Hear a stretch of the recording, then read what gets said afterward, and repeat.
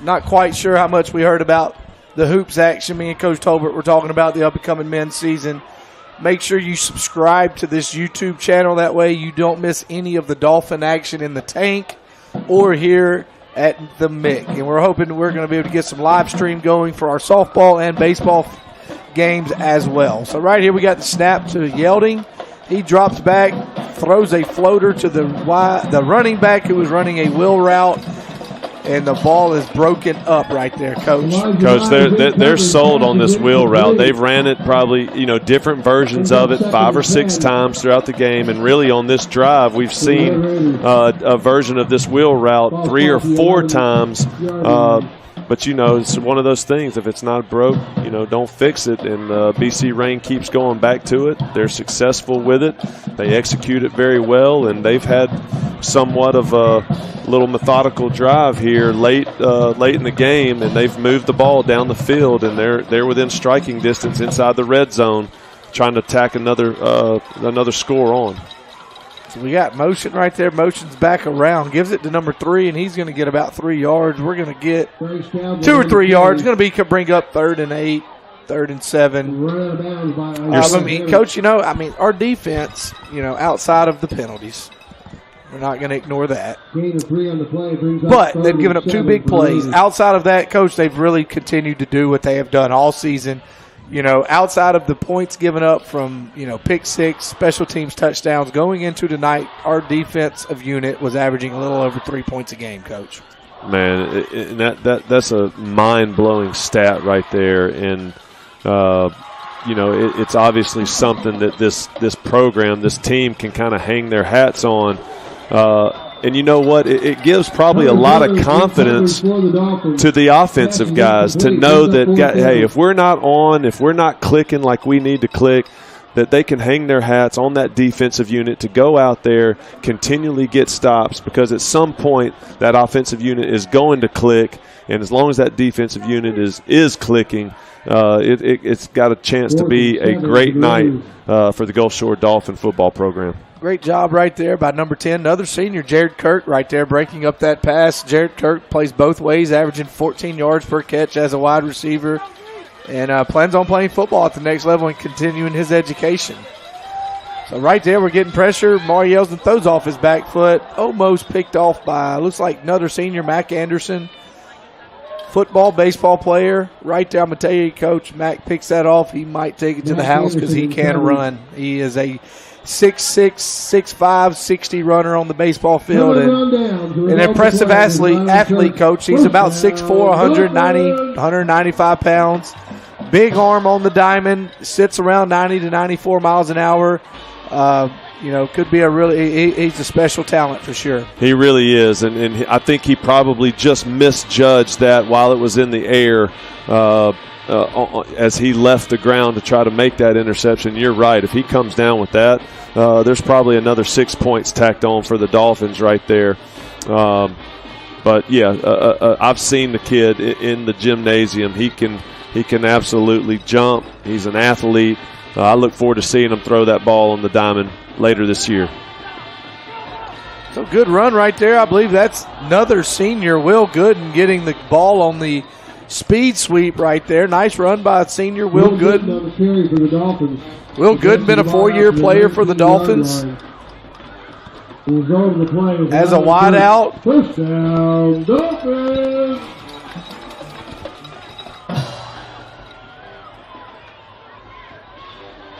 Will Gooden, after graduation, Coach, plans to join the United States military. He tough kid. I like the choice. Receives the ball, rolls out, makes a good throw right there. Believe that. His pass broken up on the far sideline. Defensive back for BC Rain right there. Did not quit on that play. Made a great play on the ball. Looked as though the receiver right there had that ball in his hands, but the defensive back did not give up and was able to knock it out of his hands for an incomplete pass. Dolphins sitting here at 2nd and long. 2nd and long, 2nd and 10. Dolphins have the ball on their own 18, 19-yard line. 4 minutes, 38 seconds left. Ball's handed off right there. I'm not sure who that is. A bunch of new Dolphins in the game right here. And being in the press box, sometimes seeing these numbers are not the easiest thing to see. Yeah, it's tough to see on the teal jersey right there, but it's really, really good to see a lot of these guys getting a chance to get some meaningful snaps out here on senior night. Looks like the first team offense is probably watching these guys get these reps. Maybe they're starting to sub out the starting offensive line, but good to see these guys get a chance. So we got our 2x2 set right here. Rippey in the backfield. Ball is snapped. Rippey steps back, makes a good long deep throw. Has a man wide open. Up the numbers right there, just overthrew. Real good and falls incomplete. So we're going to have 4th down. Dolphins looking, they're going to bring out the punt team.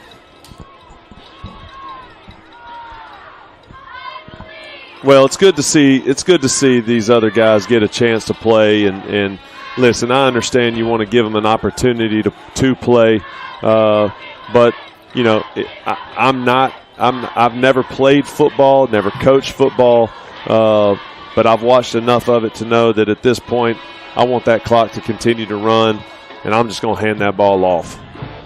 Yeah, giving the senior a couple opportunities to throw it to another senior to senior connection right there. What would have been. So the Dolphins, good punt, good operation right there. We're able to kick it down to the 37-yard line. Coach, let's use this opportunity to talk a little bit more hoops. You know, got your work cut out for you coming in this year, first year as the Dolphins head coach. You know, what do you think your strengths and weaknesses are going to be this year for your squad, Coach? Well, the first thing that sticks out is that one of the biggest strengths is we're going to have a lot of seniors, man. I've got about 14 or 15 guys on the varsity roster, 10 of which are playing right now. 8 of those 10 are seniors. I've got 2 more out here on the football field, obviously one being Ronnie Royal and the other one being Kingston Lowe. But you're going to see a good brand of basketball, well coached, guys that play hard, guys that compete, and looking forward to getting started Tuesday night. So we got a deep post right there, and they're going to take it to the house right there. Another great throw. Good catch right there by number 85. Amar Yelding puts it right on the spot right there, which is going to be the 3rd touchdown of the night for the GSHS-Rain Raiders. We'll take it to a 43-20 with an extra point ensuing. Yeah, 85, Julius Rogers running a post route right there. Just ran a good route, made a great catch. Got a little yak yards right there after the catch, and just was able to punch that in as we move into the later parts of this 4th quarter. 3 minutes to go. You know, there's no quit in the GSHS-Rain Raider football team, and as this extra point is up and gets through the uprights, I fully expect the no quit in these guys to come out and probably get or attempt an onside kick. So the Dolphins special teams are going to need to have their hands team out there and just be ready for anything and try to close this game out as we move forward. So you guys next week, let's talk about, we got Tuesday night. What else do we have after Tuesday night? Taking St. Luke's, who played for a state championship last year, They did. And Coach Garrett Trawick's done a really good job over there at St. Luke's, played for a couple of state championships in the last 4 or 5 years, and he's going to bring his squad down to the beach to open up the season. And moving forward after Tuesday, Gulf Shores High School is going to take Veterans Day off from school, so I'm going to load the boys up in a bus, and we're going to ride up to Montgomery, Alabama, and play a little Veterans Day tournament at Lamp High School. It's got a couple of teams, a team from Anniston and Faith Christian, and another small Christian school from Selma. Elwood Christian is going to play a little 4-team tournament in one day at Lamp. And that's, for those of y'all that aren't familiar with Lamp, that's the Loveless Academy Magnet program that's been there for a long time in Montgomery. Coach, I think that was an accident. Onside kick. I don't I don't think that was intentional. If it was, that was impressive. It was, but Dolphins did what they had to do. They had the hands team out there. They were ready, and they got it. So, 3 minutes, just under 3 minutes to go here. Maybe a little run left, run right, run middle. Let's get out of here. Well, we got senior Alex Rippey in the backfield. Looks like number 26, Jameer. What grade is Jameer, Coach, in? I believe he's a sophomore, Is he Coach. a sophomore? So getting him some getting Jameer some carries right here. Gets a carry right here, right up the middle. Good, tough run. Shoulder pads. I like his shoulder. I like where his shoulder pads are there. Nice, not too high, not too low. Good balance right there. Good first down run. Keeps the clock moving. No flags on the field. 2nd and 6, Coach. We're getting closer and closer, man, to this 10-0 regular season for the Dolphins. Yeah, and I know it's been weighing heavy, and it's always kind of been in the back of the minds of everybody out here. Coach Hudspeth's done a good job of not putting that at the forefront, but understanding what they have to do, what they have to accomplish in order to get to 10-0. He's kept them grounded. He's kept the eye on the prize of the next step, the next challenge, week in and week out, and that's going to pay off. And for the first time in school history, the Dolphins are going to experience what it's like to have a 10-0 season, and then going into the playoffs, not only as region champs, but able to say that they're currently the number 1 team in the 5A classification. Yes, we've definitely enjoyed our 2 years here at the 5A. We'll have reclassification coming out around December. Full expectations that the Dolphins will be going back up to 6A. But we won't know official word on that till December. But we're going to enjoy these next 5 weeks of the 5A playoffs and enjoy the rest of the school year competing in the 5A classification, Coach. Yeah, it's for the longest time. I've been around in the Mobile area for probably since about 2010. The gauntlet of 6A Region 1 that Gulf Shores competed in for so long, especially in football. At some point you just kind of wondered,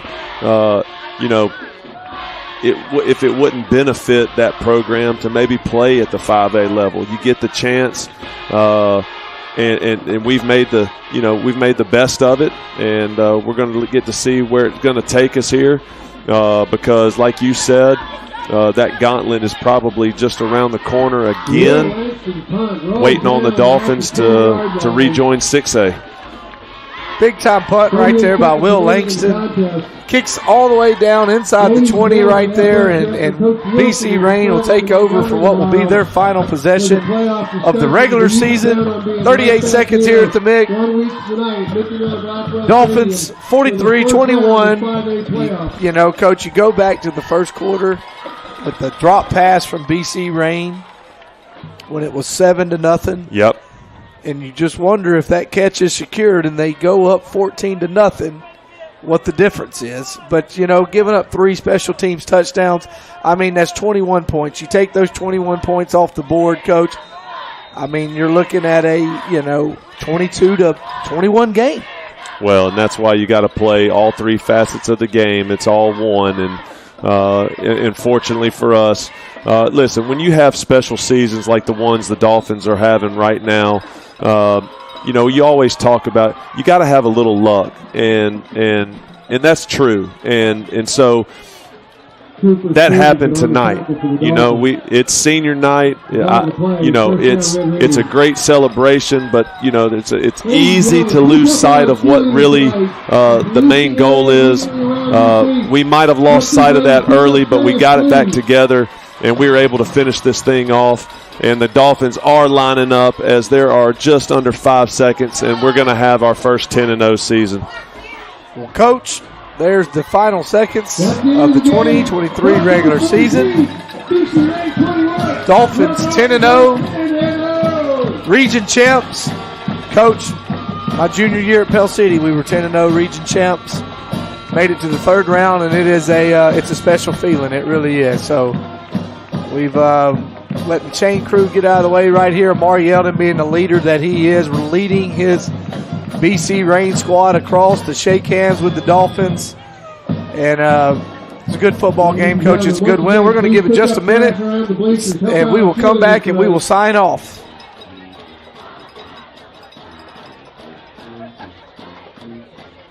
Right back here next week at Mickey Mouse Blackwell Stadium for the first round of the playoffs.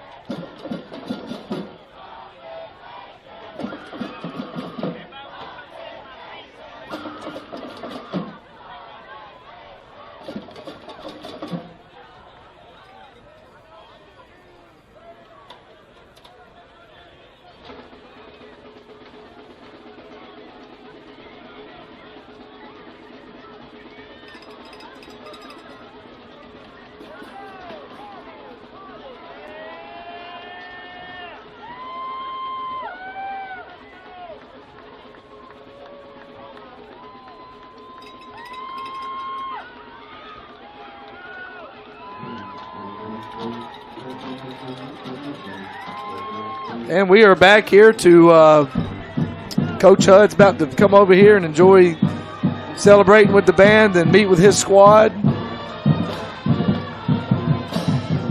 And Coach, 10-0, man.